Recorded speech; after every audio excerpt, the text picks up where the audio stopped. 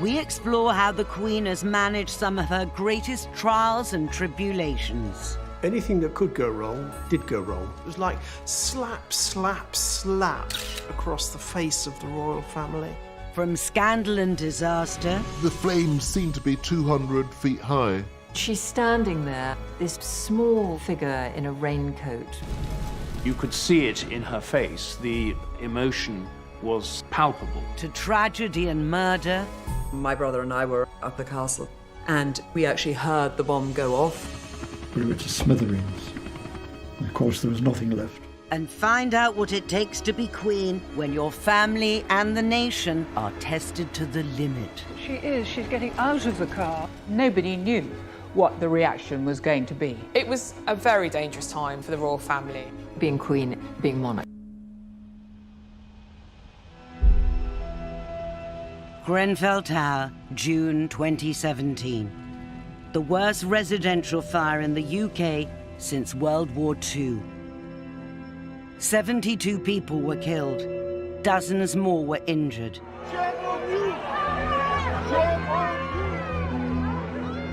As survivors struggled to cope, politicians became the target of public anger. I was down there at the time. Tempers were at breaking point. I remember standing in the crowd at the sports hall just under the A40. And suddenly this, silence. Here was the Queen. It's an appalling sight, she said, after hearing about the flames, but she has clearly noticed how this community has pulled together to help. She was talking to people without any of the protocol and sort of people surrounding her. It was just the Queen, defusing some of the anger and some of the emotion. I think when you have some colossal tragedy or national shock, all the usual responses are there. Anger, incomprehension. And the Queen somehow rises above that. When she appears, it's a different mood. I think it's come over very strongly. It's because the community's been to help. There she is, looking strong, smiling, giving comfort. And that's what the Queen does at times of national tragedy. Just 3 weeks before Grenfell, the Queen had gone to Manchester in the wake of the concert bombing. Throughout Manchester's Children's Hospital, there was a ripple of excitement when news spread this morning of the Queen's unexpected arrival here. The royal family in general, the Queen in particular, are meant to act as national conduits of feeling. So when the Queen turns up at the site of the Manchester bombings at Grenfell Tower, it is as if the whole nation is showing their sympathy, and that perhaps is their function. What the Queen called a wicked act had, she said, brought this city together. Very interesting how everybody has united, haven't they, here? Well, it's been amazing, really.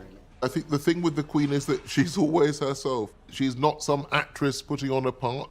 So she's going there because she feels it's her duty to be there. It's a hard row to tread between, on the one hand, being stoical, being brave. You had enjoyed the concert, presumably? Yeah, it was really good. Was it? And on the other, showing that they feel, and perhaps the balance has swung over the Queen's reign. I got to meet her before the concert as well. She was lovely. Really? Yeah. Perhaps at first it was more about showing courage, steadfastness. Now it's a little more about showing feeling. But the important thing is just for the Queen to be there.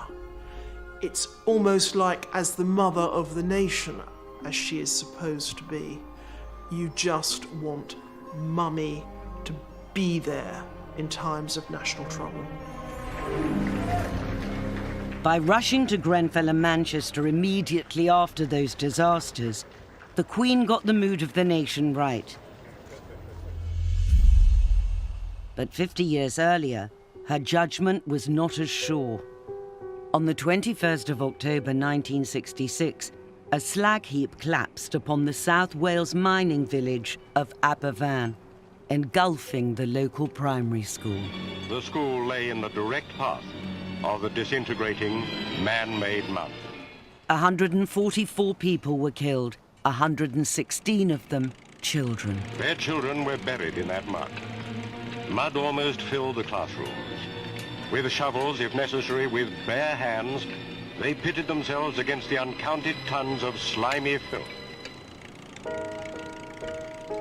Aberfan was one of the first great national disasters that the Queen had to handle. She issued a statement expressing her condolences, but rather than going straight to the scene, she waited and sent Prince Philip instead. The reason that she gave for this delay was that she thought that if she was there, she would attract attention when people should be dealing with their grief, and that's what she wanted to avoid. She said that she was terrified that all the fuss that would accompany her visit might mean, God forbid, that some child was missed in the wreckage. But it was misunderstood. We explore how the Queen has managed some of her greatest trials and tribulations. Anything that could go wrong did go wrong. It was like slap, slap, slap across the face of the royal family. From scandal and disaster. The flames seem to be 200 feet high. She's standing there, this small figure in a raincoat.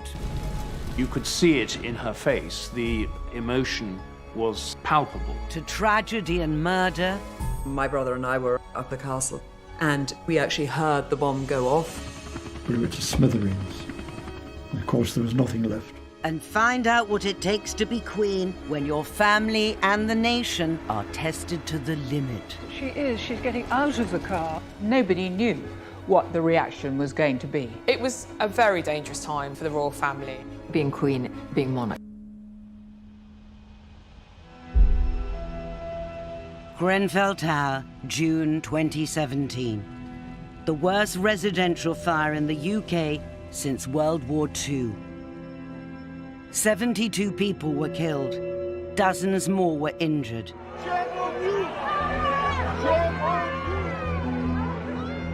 As survivors struggled to cope, politicians became the target of public anger. I was down there at the time. Tempers were at breaking point. I remember standing in the crowd at the sports hall just under the A40. And suddenly this silence. Here was the Queen. It's an appalling sight, she said, after hearing about the flames, but she has clearly noticed how this community has pulled together to help.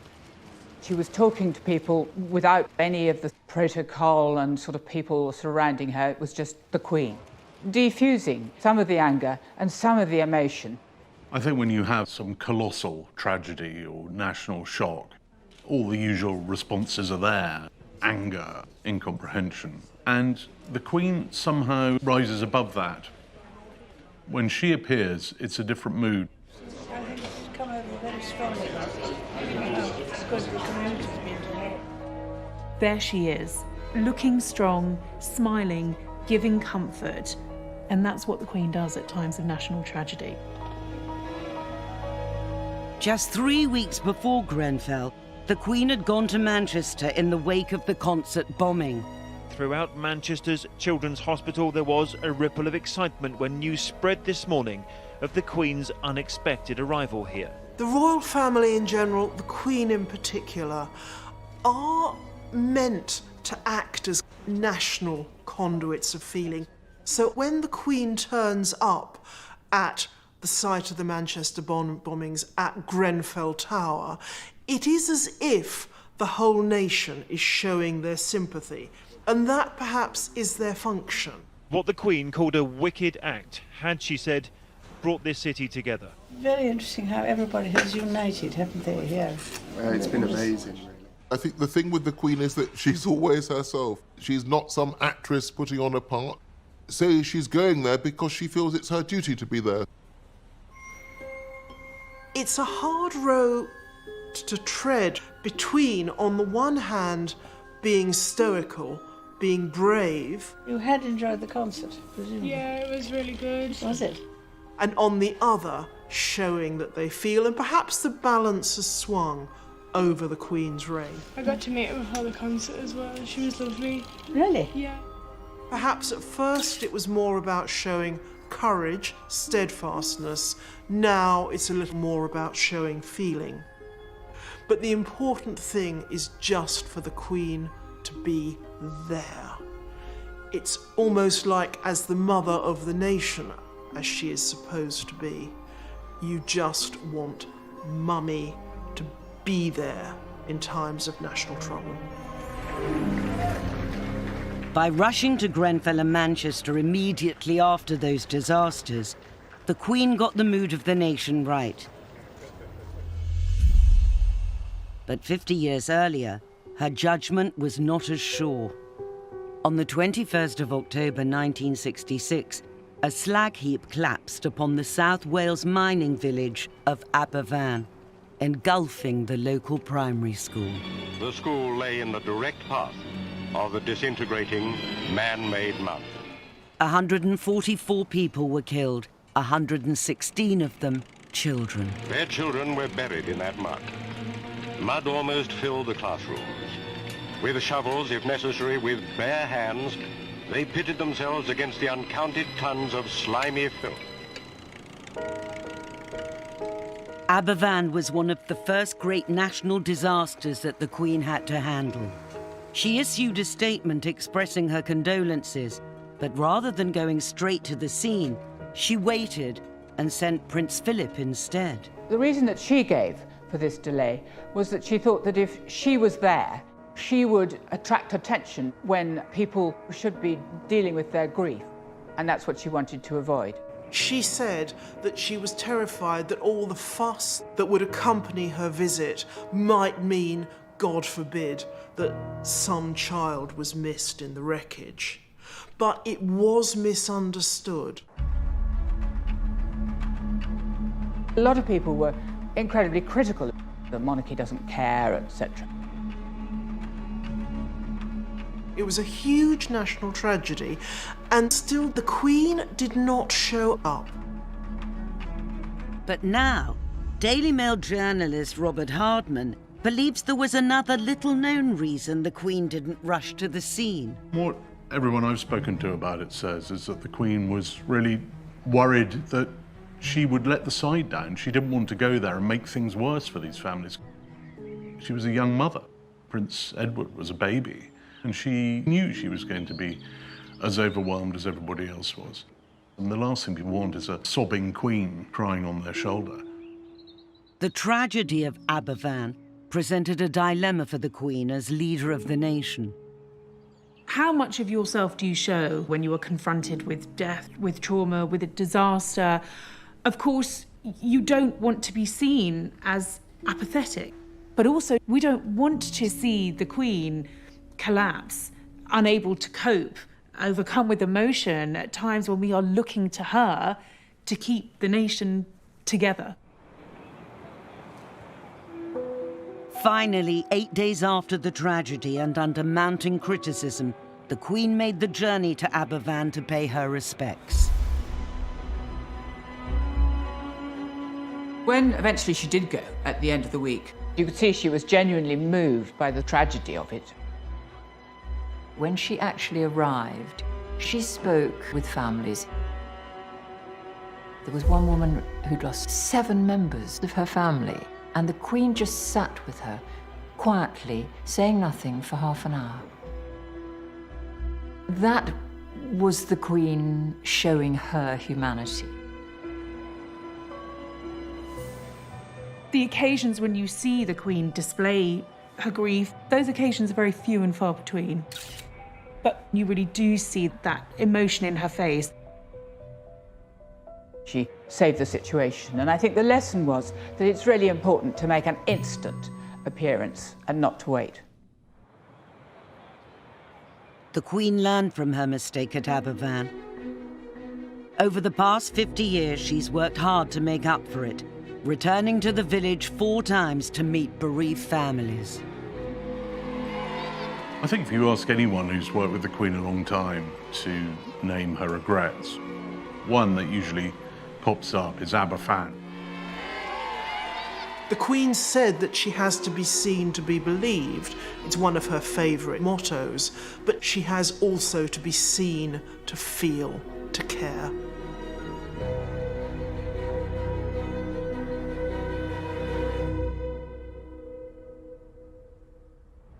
But 13 years after Aberfan, the Queen would again be tested by tragedy, and this time it would strike at the heart of her own family. The bomb was placed in the decking just under here. We saw the police rush back. There was utter mayhem.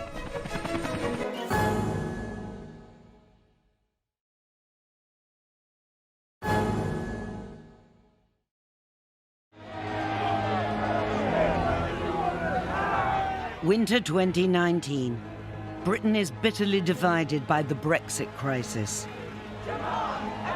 On the 24th of January, the Queen makes a telling speech to the Sandringham branch of the Women's Institute that's read as an allusion to Brexit. She talks of the importance of respecting the other person's point of view, seeking out common ground, and never losing sight of the bigger picture. This is the stuff of what being a sovereign is, uniting rather than dividing. It'd be very interesting to know what the Queen thought about Brexit. But she has transcended all that. The monarchy should be a unifying factor. People up and down the country admire her. Even Republicans admire her. They may dislike the principle, but they cannot fault the woman. She is all things to all man, and that really works. In a divided country, it often falls to the monarch to lead the work of reconciliation. But some of the most painful conflicts the Queen has had to deal with have been within her own family. It is fitting that here the present Queen should meet the Duke and Duchess of Windsor. He is her uncle, and when he gave up the throne, Princess Elizabeth was a girl only 10 years old. In 1972, the Queen would attempt to make peace with the man who nearly brought down the monarchy. The vendetta had been incredibly long-lived, bitter, horrible, and the Queen Mother had been utterly unforgiving. The Queen's mission would coincide with a state visit to France as Britain prepared to join the EEC the following year. In the National Archives at Kew, royal biographer Robert Hardman has uncovered some remarkable documents revealing the planning of the trip. Here is this very, very important state visit. Today we go on about Brexit, but what we're looking at here is effectively Brentry. This is Britain going into Europe with a lot of grandeur, with balls and dances and all the pageantry that Britain and France can deploy. So this is a very big moment. But for the Queen, the visit also had a personal dimension. Paris was the home of her uncle, the Duke of Windsor, formerly King Edward VIII, exiled to France after giving up the throne for American divorcee Wallis Simpson. This was the man who had abdicated in 1936, and the abdication had really shaken the monarchy. It was a dereliction of duty. It was the worst thing for the monarchy in the 20th century. And it had defined and shadowed the reign of the Queen. As the Queen prepared for the state visit, her uncle was dying of throat cancer. Here we have a letter from the palace to the British ambassador in Paris saying, please make sure there is time in the Queen's schedule for her to visit her uncle, the Duke of Windsor.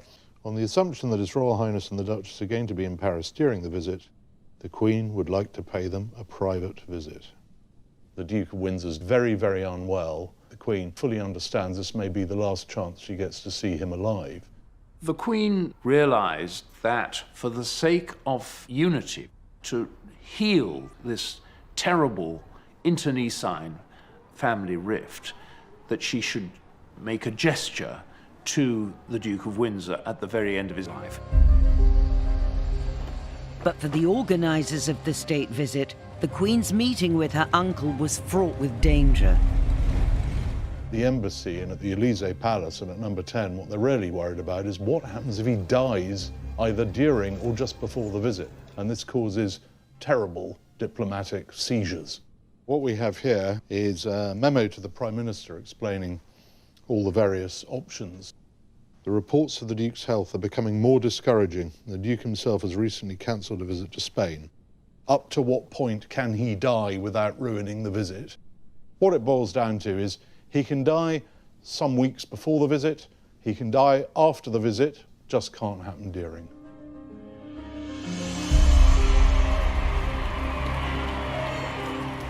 Finally, on the 18th of May 1972, the Queen, together with Prince Philip and Prince Charles, arrived at her uncle's home in the west of Paris and was ushered upstairs to the Duke's private sitting room. It would be a historic moment as the two of them met. The Duke of Windsor was so ill that his doctor had implored him to stay in bed, but he insisted that he had to get out of bed and stand up and bow to his niece, the Queen. He even put on a blazer over his pyjamas so that he looked smart for the occasion. And it took all his strength to do that. There he was with tubes sticking into his neck, and he got up and he bowed to her. And it was a most moving moment, really, because he had been bitterly hostile to George VI, her father, whom she had adored. It was, by all accounts, a very emotional moment. The Queen was seen to dab her eyes as she left because she knew that was the last she was going to see of her uncle. And it took all his strength to do that. And he then went straight back to bed. And then the Queen had a chat with Wallis Simpson. And just a few days later, he was dead. I think this is a significant and rather moving moment. And in a sense, his death releases the Queen from the shadow of the abdication. There was a sense of closure. This is the end of what had been a turbulent period for the monarchy. That was an example of her ability to draw the curtain over the past and to act as a reconciler, a healer. And that's the crucial thing about monarchy, that it should draw people together. And that's what she did.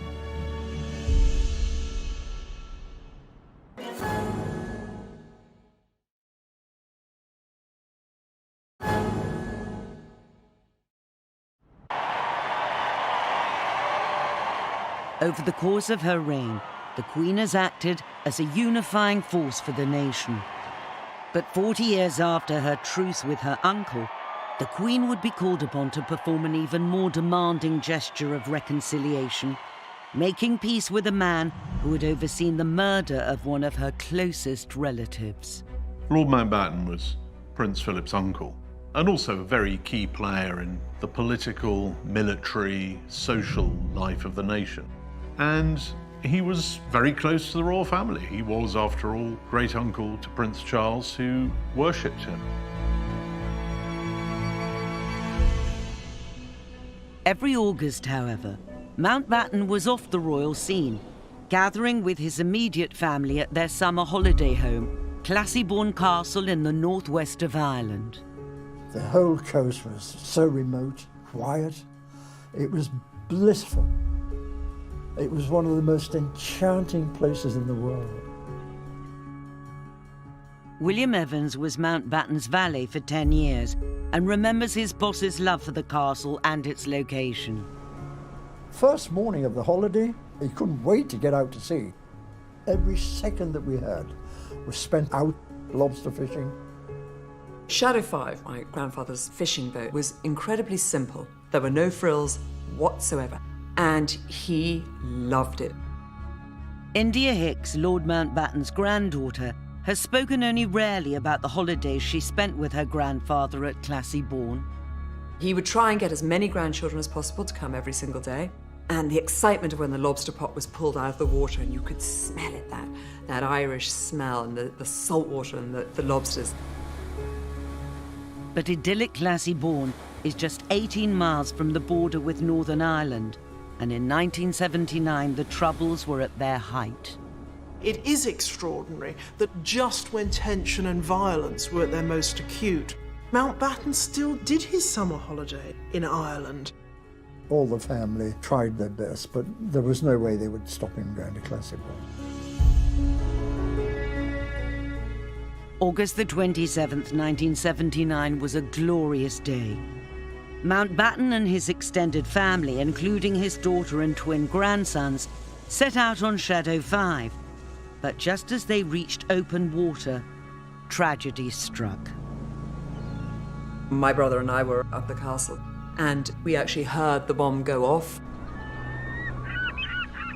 We saw the police rush back for their binoculars. There was utter mayhem. The bomb was placed in the decking just under here, which is just close to where the steering wheel is. This is exactly as the Shadow 5 would have been coming out of the Black Rocks. Lord Mountbatten's on the wheel. And up above is the coast road, where the terrorists were waiting to remotely control the bomb, blew it to smithereens. And of course, there was nothing left. Lord Mountbatten, one of his twin grandsons, 14-year-old Nicholas Knatchbull, and a 15-year-old crew member, Paul Maxwell, were killed. Another passenger, the Dowager Lady Brabourne, died the next day in hospital. It would be hard to define a more cowardly attack in the annals of high-profile terrorism than to blow up a grandfather with his children out fishing on holiday. The Queen was at Balmoral when she received the news of Mountbatten's death. The twin who was not killed later came up to Balmoral, and he arrived late at night, and the whole house was shut up. And the Queen rushes down the corridor to greet him, to sort of, enfold him, if you like. And that's a side of the Queen we don't often see. Mountbatten's death hit the royal family really hard. I mean, he was very close, particularly to Prince Charles and to the Queen.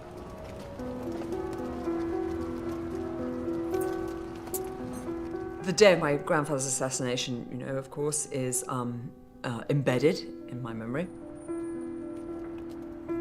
I was lucky that I was at an age where I was able to get all of the emotion out.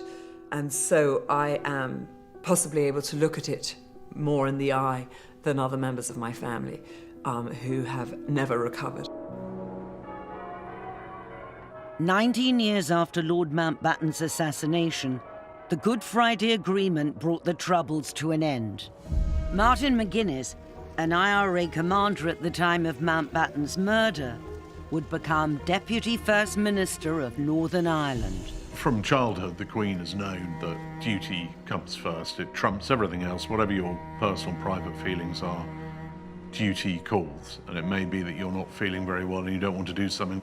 Or it may mean you've got to shake hands with someone who murdered a member of your family and tried to kill you.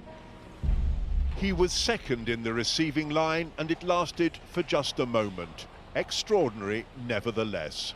The British sovereign and the former IRA commander shaking hands.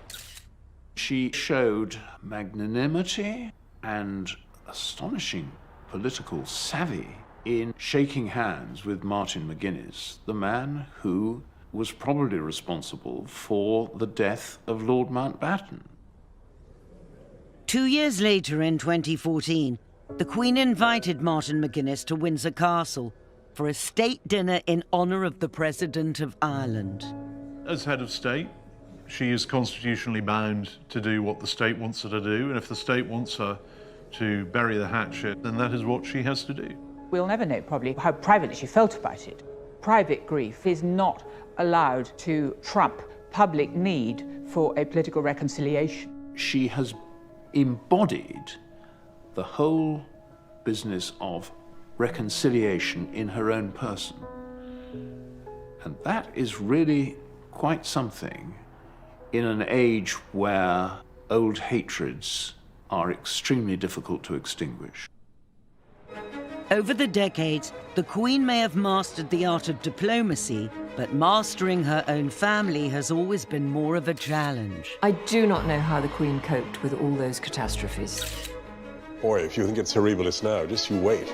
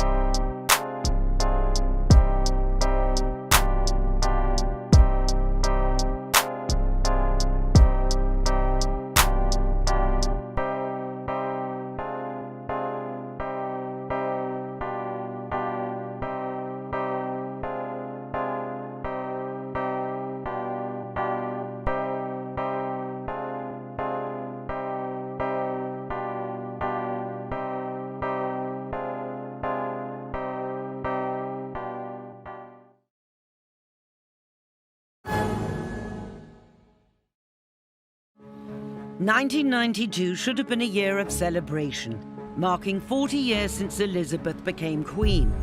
Instead, it would become one of the most challenging years of her reign, when her skills as monarch and mother would be tested to the limit. 1992 was extraordinary. It was month after month, every month, a different scandal.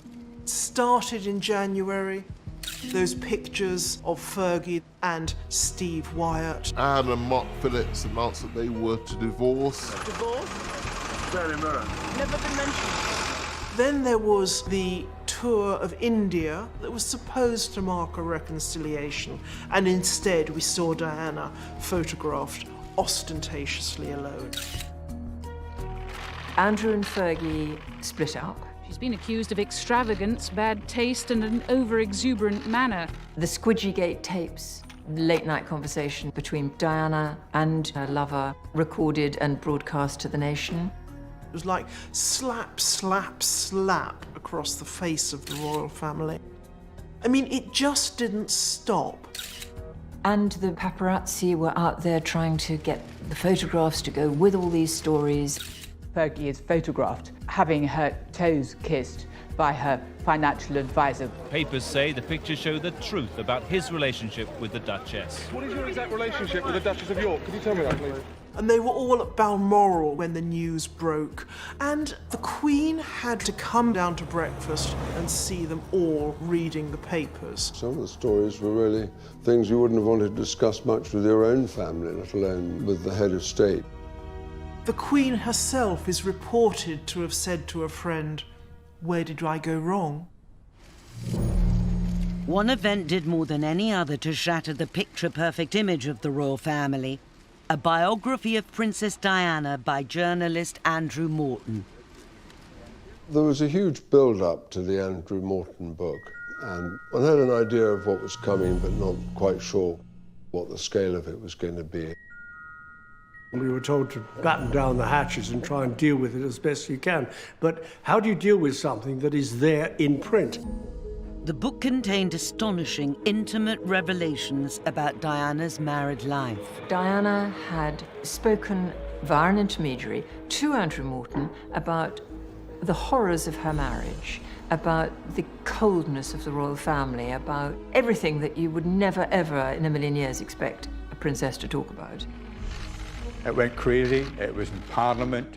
It was discussed in every television programme. Here were stories about Diana throwing herself down a flight of stairs in front of the Queen Mother, about bulimia, about unfaithfulness in the marriage.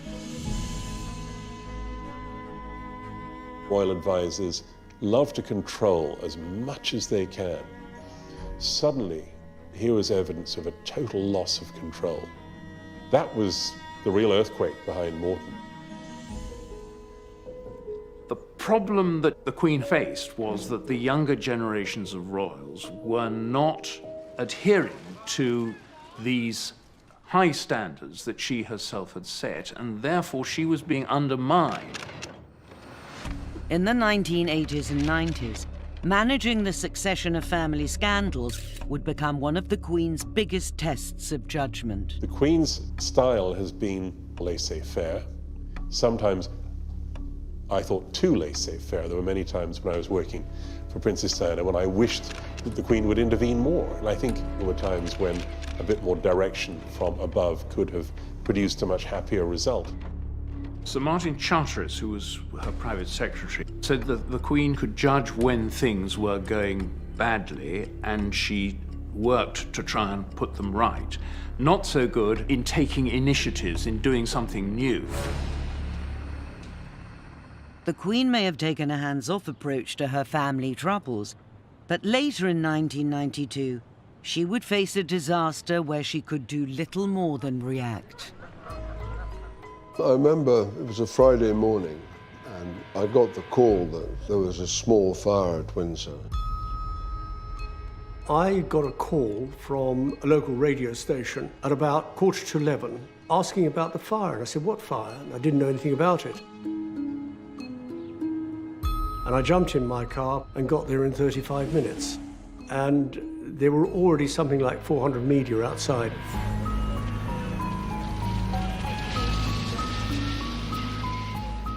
miles away you could see smoke, and you could actually see flames from about a mile away. It was horrific.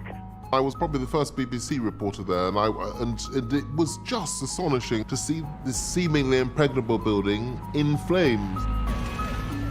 The fire began in the north wing when an unattended builder's lamp set fire to a curtain. What started as a fire in a small private chapel soon spread. Some of the most famous rooms where some of the most important moments in modern royal history had happened. At one point, there was this extraordinary scene. Soldiers, castle staff, cleaners, cooks, all passing Leonardo drawings, carpets, vases, priceless items from hand to hand just to get them out of the path of the fire. The only member of the royal family who was in residence at the time was Prince Andrew. A shock and horror in the fact that it took hold so quickly. Her Majesty was shocked.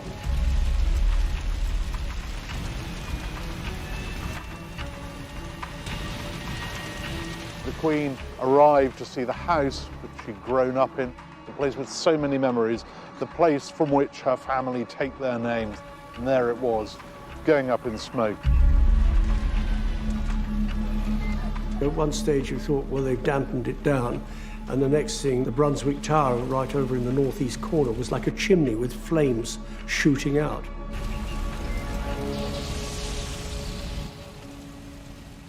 The massive salvage operation helped save most of the priceless furniture, but the fire had destroyed over 100 rooms. The Queen was devastated by it. You could see it in her face. The emotion was something palpable. You don't often see that utterly depressed look on her features. There is a photograph of her while the fire rages, this castle that she has loved. And she's standing there, this small figure in a raincoat with the hood put up over her head. What a terrible blow, personally, that must have been for the Queen. She must have felt, I'm a custodian of this place, and I failed in my duties. In the evening, I drove along the M4 on the way back to London, and the flames seemed to be 200 feet high, which you could see from a couple of miles away. And it seemed like the end of the world, the metaphorical end of the monarchy.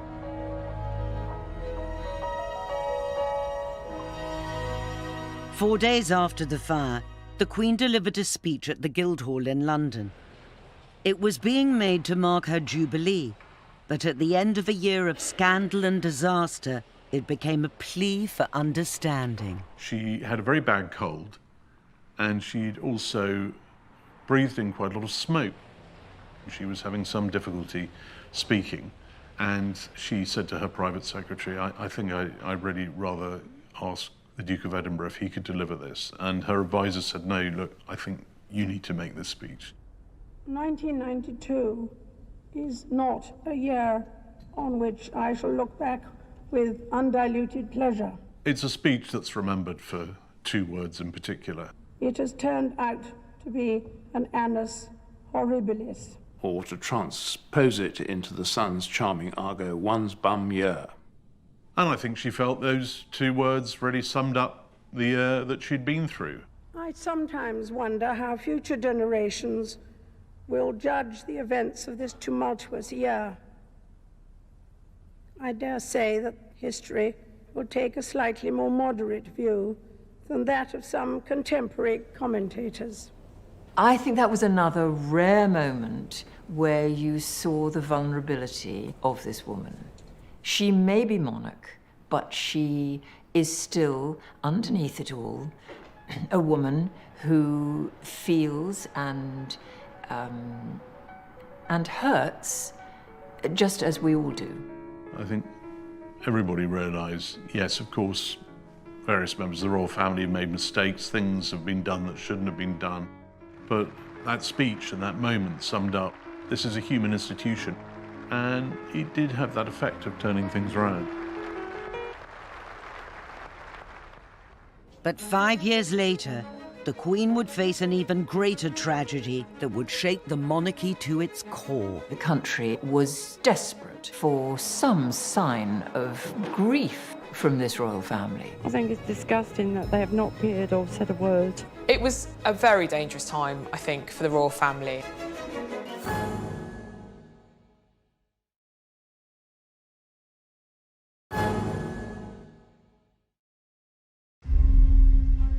On the 31st of August 1997, the Queen was at Balmoral on her annual summer holiday when she was awoken in the early hours of the morning. We have reports from Paris that Diana, Princess of Wales, has been killed in a car accident. They were apparently being pursued by paparazzi on 2 motorcycles. In terms of the death of an individual, it was perhaps the biggest story in the world since JF Kennedy's assassination. And it just was astonishing how many people seemed to be personally affected because she had been this universal, much-loved figure. Diana's death shocked the world. But rather than rush back to London to lead the nation in grief, the Queen remained at Balmoral. Well, I can remember I came up to London, and when I got to the top of the Mall, I realised that Buckingham Palace was totally shut. There were no lights, there was nothing. And yet all these thousands of people, very quietly, had come there, and there was nobody at home. There was no information coming out. They weren't briefing the press, they were just kind of on lockdown, there was no information.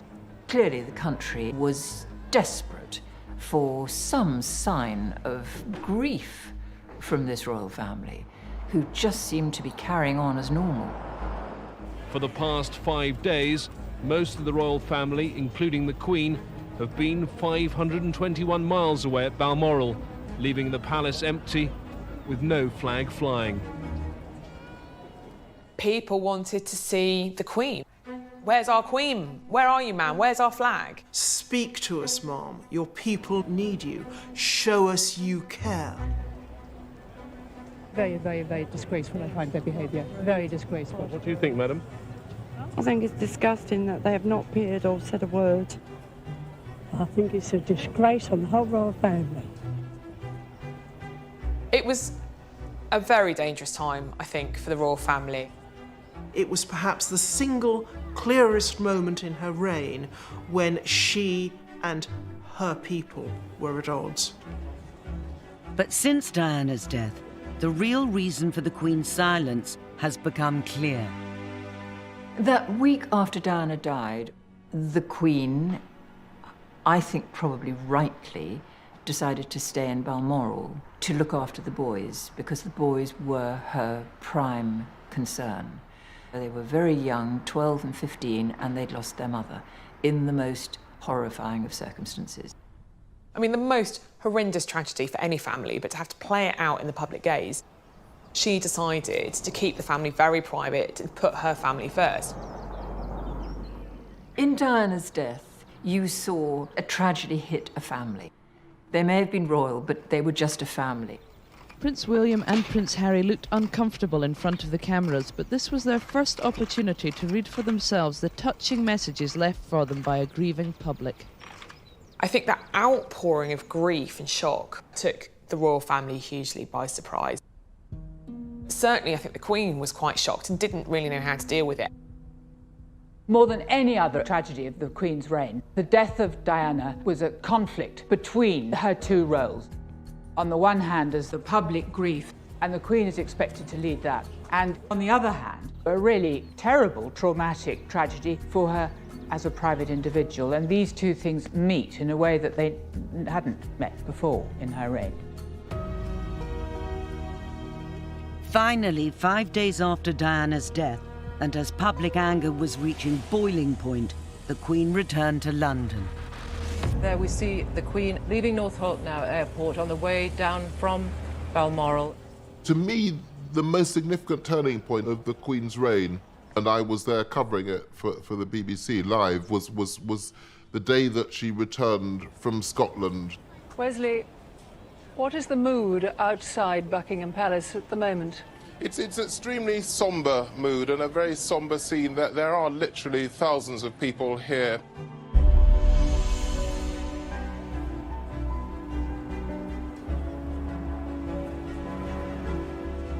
She did two extremely significant things, one of which amazed me, which was that the car came down Constitution Hill with her and the Duke, and the car stops outside the gates of Buckingham Palace.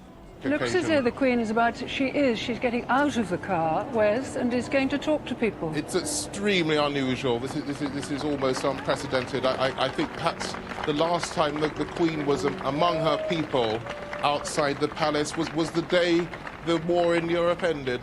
That was a very bold example of personal leadership to go out amongst those crowds. Actually, nobody knew what the reaction was going to be. Those of us who'd been in those crowds for a week knew that the crowds were quite hostile. And then she goes up to somebody in the crowd who hands out a flower to her. And the Queen says, would you like me to put that with the others? And the woman says, no, it's for you. And from that moment, the sort of crowd flips, and it's no longer the hostile crowd that it had been. The Queen had won over the crowds, but now she had to win back the nation with one of the most significant speeches of her reign. The speech was delivered live. It wasn't pre-recorded, as most of her television appearances are. I happened to hear her doing the one run-through and then straight into the speech live at a moment of very, very high emotion. The reason that the crowds were the shot behind, they only had one camera, and they said, well, let's have the crowds behind. Like anyone of my age, I have seen the Queen speak so many times, and she has a way of speaking that is very, in a way, rather formulaic. But when she spoke after Diana's death, that for me was something completely different. What I say to you now, as your Queen and as a grandmother, I say from my heart. First, I want to pay tribute to Diana myself. She was an exceptional and gifted human being. In good times and bad, she never lost her capacity to smile and laugh, nor to inspire others with her warmth and kindness. She'd chosen absolutely the right words. To say that she was speaking not just as the Queen, but as a grandmother, it automatically made you understand why we hadn't seen her that week, because she had been looking after her grandchildren, those two grieving boys. She managed to convey a sense not just of the national tragedy, but also of the private grief that the royal family was going through, and that's why the speech worked. I thought it was a grandmother speaking and not a queen. I was quite moved by it. She sounded very sincere, and she looked as though she was very moved, and I think that will satisfy everyone. I thought she said everything she should have said. Can't think of anything that she left out at all. What I thought was very striking being there that day was that she brought the country together. So I think with the Queen there is very, very powerful personal leadership. Diana's death marked a turning point, and in recent years the royal family has become more open about publicly expressing emotion. In 2017, Prince Harry gave a remarkable interview. So Hazza, how are you today, really? Today I'm okay. I'm a little bit nervous, a little bit tight in the chest, but otherwise fine. Speaking to a newspaper podcast, he talked for the first time publicly about the emotional impact of his mother's death. Losing my mum at the age of 12 and therefore shutting down all of my emotions for the last 20 years has had a quite serious effect. And actually, all of a sudden, all of this grief that I'd never processed started to come to the forefront. I was like, there's actually a lot of stuff here I need to deal with. In that interview, Prince Harry was incredibly candid. To hear him admit that it had taken him the best part of 2 decades to cope with the grief of losing his mother, to hear him talk about coming close to the point of a complete nervous breakdown, this was absolutely extraordinary. But it was 20 years of not thinking about it, and then 2 years of total chaos. Quite hard to believe that such a senior member of the royal family would be speaking so openly. For a century or more, the royals have been stoic about emotion. But what we want from our royals is changing. The youngest generation are very aware of that, and that really shows how far the royal family's come. In the future, it will be William and Harry that the nation looks to in times of grief and tragedy. The nation has always had a place in its heart for both of those boys. Having gone through such a personal tragedy, I think that resonated with people. Anyone who's suffering tragedy themselves can feel that Princes William and Harry understand because they have been there themselves, and they felt the pain just as anybody else would do. I think William and Harry both inherit different qualities from different family members. So William has got a bit of his grandmother's and his father's stoicism. Harry's hilarious. Welcome to Canada! Grab a picture! All the competitors come by. He's his mother's son. He's very warm and he wears his heart on his sleeve. The Queen and members of the royal family are part of an institution that was going long before they arrived in the world and will still be there long after they've left the world. And I think that gives them a very unique perspective on the things that go wrong in life. I think you could do a lot worse than those 4 youngsters leading the new generation.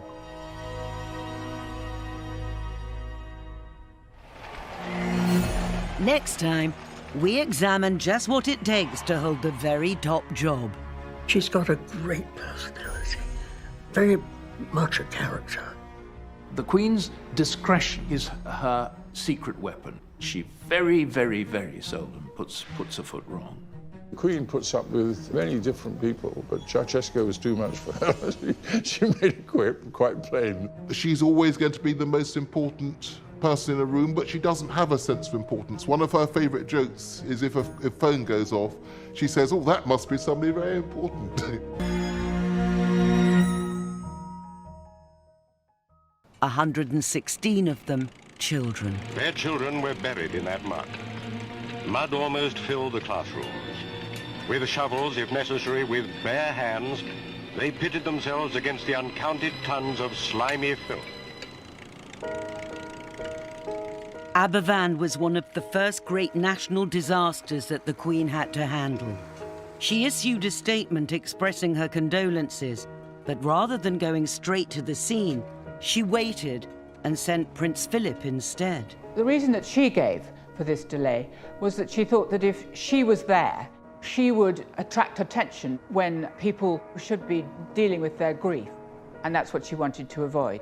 She said that she was terrified that all the fuss that would accompany her visit might mean, God forbid, that some child was missed in the wreckage. But it was misunderstood.